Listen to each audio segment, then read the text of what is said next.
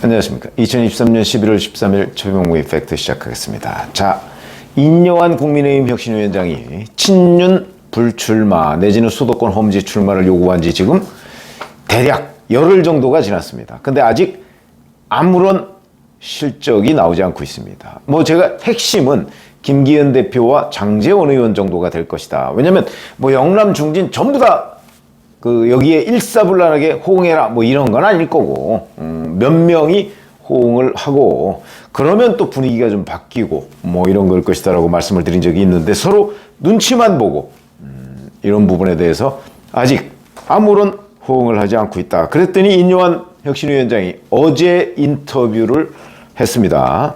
말을 듣지 않으면 매를 들 수 있다 이렇게 얘기를 하고 중진들에게 시간을 줘야 한다. 그래서 시간을 주겠다는 뜻을 분명히 했습니다. 다음 주엔 여러분이 기대할 정도로 압박 강도를 높이겠다. 다음 주는 기대해도 좋다. 별소리를 다 할지 모른다. 이렇게 얘기를 했는데 다음 주라는 의미는 12일이면 어제입니다. 그러니까 이번 주가 지나서 그래서 왜 이번 주를 지나느냐 했더니 16일 대학 수학능력 시험이 있어서 아마 수학능력 시험을 앞두고서 이렇게 정치적인 논쟁을 벌이지 않겠다. 아마 그런 걸로 보입니다. 그래서 이제 지나서 하겠다. 이런 건데. 자, 그리고 공천 관련해서 또 이런 얘기를 했습니다. 지역별 여론이 중요하다.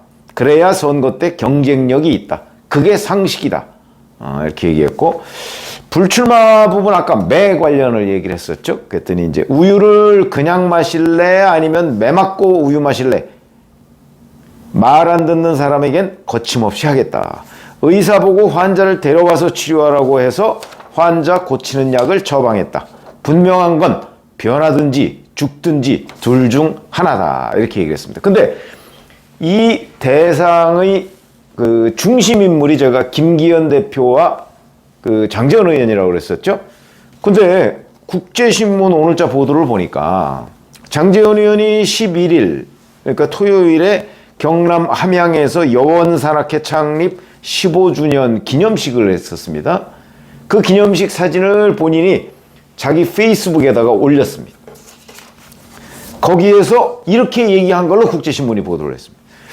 부산 사상을 끝까지 지키겠다. 그동안 우리 사상구민의 사랑을 받고 삼선이 됐다.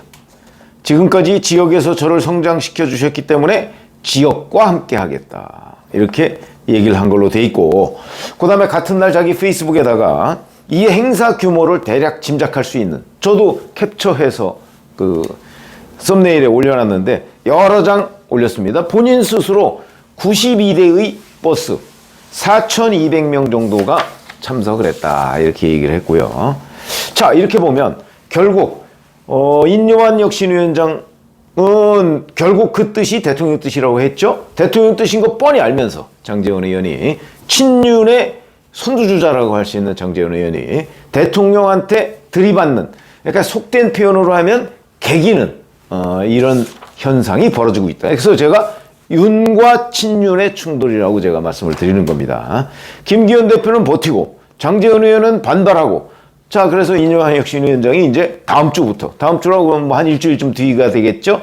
이제 매를 들겠다 얘기했는데 매라는 건 도대체 무슨 뜻이냐. 조경태 의원은 매라는 건 좀 심한 표현이다 이렇게 얘기를 했다고 이제 보도가 돼 있는데 이 매라는 게 사실은 윤석열 대통령의 용산 대통령실에서 노골적으로 이 문제에 대해서 개입하기는 어려울 겁니다. 그건 또 여러 가지 논란을 낳을 것이기 때문에 다만 은밀하게 지원을 할 가능성은 있죠. 그 지원의 방법은 뭐가 될 것인가? 그거는 여러 가지 이제 권력기관이라는 데가 있으니까 그 권력기관에 진짜 그야말로 보이지 않는 손. 과거에 그런 일들이 꽤 많았습니다. 과거에는 정보기관, 검찰 이런 걸 많이 동원을 했었는데 지금도 그런 방식이 유효할 상황이냐? 저는 충분히 가능하다고 봅니다. 그건 장제원 의원이 가지고 있는 여러 가지의 어떤 정치적 자산, 이런 것들이 특히 여당은요, 아마 경험이 계신 분도 있을 텐데 이런 겁니다. 차라리 야당을 하는 건 쉬운데 여당 내에서 야당을 하는 건 굉장히 어렵습니다. 그 뭐 여러 가지 대통령이 가지고 있는 수단들이 있기 때문에 권력의 수단들이 있는 거죠. 그런 점에서 본다면 장제원 의원한테 가해질 여러 가지의 대통령의 카드, 용산 대통령실의 카드 아마 우리가 짐작하는데 그렇게 어렵지 않을 것이다. 뭐 이렇게 생각이 들고 이런 것들을 뽑아들 것이냐 말 것이냐. 이런 이제 지금 기로에 서 있는 상황이 아닌가. 저는 그렇게 보고요. 자, 분명한 거는 여하튼 장제원 의원이 윤석열 대통령에 대해서 반기를 들었다. 도전. 뭐 이런 건데 이 상황에서 윤석열 대통령의 용산 대통령실이 만약 이 사태를 그냥 흐지부지 넘어간다. 그럴 경우에는 총선을 앞두고 당내에서부터 레임덕 사태를 맞게 되는 것이다. 이렇게 보시면 됩니다. 그렇기 때문에 아마 용산 대통령실에서는 노골적으로 나설 수는 없지만 부글부글 끓고 있을 것이다. 장제원 의원에 대해서. 그래서 어떤 식의 보이지 않는 손의 조치가 저는 있을 가능성이 있다고 봅니다. 과거에 보면 50 청산 과정에서 노태우 대통령과 육사 동기인 정호용 전 내무부 장관, 그 당시에 의원이었죠. 정호용 전 내무부 장관의 국회의원 불출마, 뭐 이런 문제를 가지고 갈등을 빚은 적이 있었는데 그때도 뭐 굉장히 오랜 시간 이 갈등이 있었는데 뭐 결국 대통령과 싸워서 이길 수 있는 사람은 없다. 이렇게 보시면 되겠고 물론 그때와 지금은 시간도 많이 흘렀고 또 여러 가지 수단의 효율성 뭐 이런 점도 좀 차이가 있을 수 있지만 여전히 대통령의 힘은 막강하다. 더군다나 지금 2년도 안 지났습니다. 이런 부분에서 아마 용산에서는 여러 가지의 생각을 하게 될 것이 확실하고 그리고 결국은 장제원 의원의 주변부에 대한 압박 아마 이거는 불가피하게 질 것으로 보고 이거에 윤석열 대통령에 대한 지지율이 이렇게 낮은 상황이 아니라면 지금 김기현 대표나 장제원 의원이 지금 이런 식으로 대응하지 못하죠. 그거는 뭐 저희들의 경험을 보면 결국 이게 지지율이 낮은 국정 운영 지지율이 낮은 데에서 오는 현상이다 이렇게 보고요.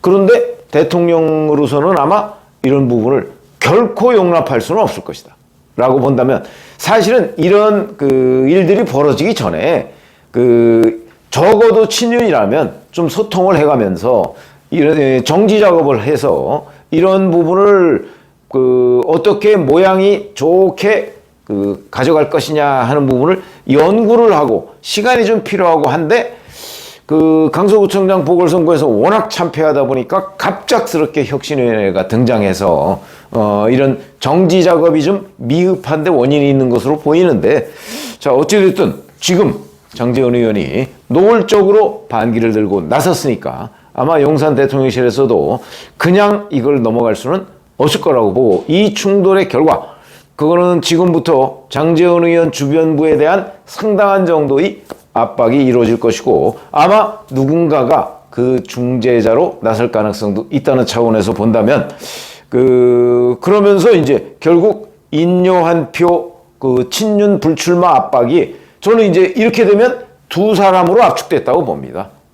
결국은 김기현 대표와 장제원 의원 두 사람으로 압축됐고 이게 이제 제대로 성공하느냐 아니냐에 따라서 인요한 호가 좌초될 수 있느냐 여부까지도 충분히 판가름 날 수 있다. 그러나 지금 윤석열 대통령이 취임 2년도 안 되는 상황에서 친윤계가 정면으로 고개를 들고 윤 대통령한테 도전하는 상황 이거는 아마 대통령으로서는 용납할 수 없는 상황일 것이기 때문에 기자들이 보이지 않는 어느 곳에서